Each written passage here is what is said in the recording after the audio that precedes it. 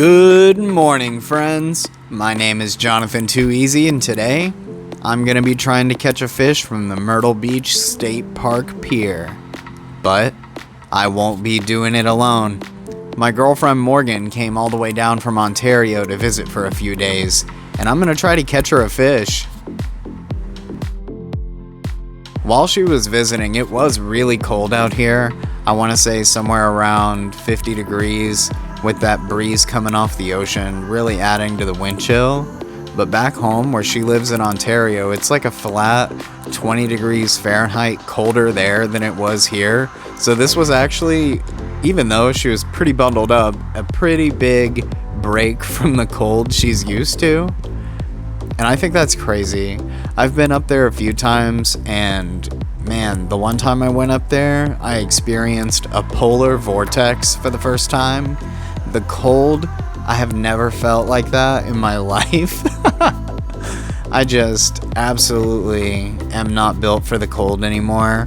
I used to weigh almost 400 pounds, but now that I'm getting closer to 200, my tolerance for the cold just isn't what it used to be.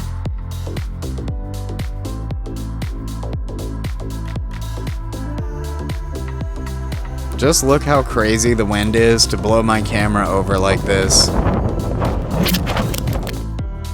The Myrtle Beach State Park Pier is one of the most beautiful places in town.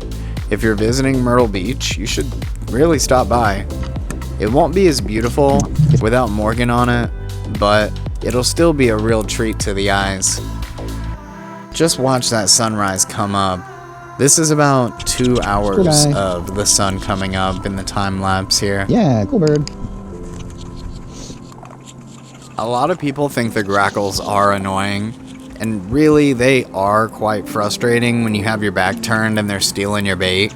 But the noises they make, I could listen to them all We're gonna hear a lot of them. day. They're just Is he so Indian? fascinating, the calls they so funny. make.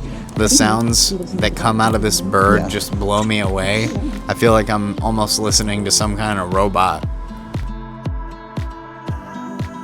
Unfortunately, we didn't see any fish, not even a nibble on the end of my line. This was a pretty sad day for fishing, but I had a great time with good company and this beautiful sunrise. It really doesn't matter what I'm doing or where I'm at. As long as I've got a fox with me, I'm having a good time. Now let's transition into something a little more exciting. The Army Corps of Engineers is performing the Myrtle Beach Renourishment Project. This is where they pump sand from the bottom of the ocean onto the beach in order to rebuild the shoreline after years of hurricanes eroding it. This is super important for man-made infrastructure. If the beach eventually gets washed away, the houses and hotels sitting just on the other side of it here would eventually crumble. The biggest reason that Morgan and I have decided to check it out today is to collect seashells. Just think about it. All the stuff that's on the bottom of the ocean has never been seen by man before. And outside of the construction crew leveling all the sand, we're basically the first people to touch any of this stuff.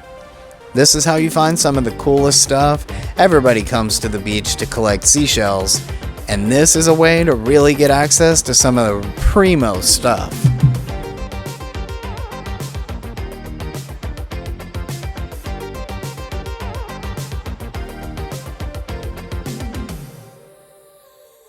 Listen to all the sand coming through this pipe.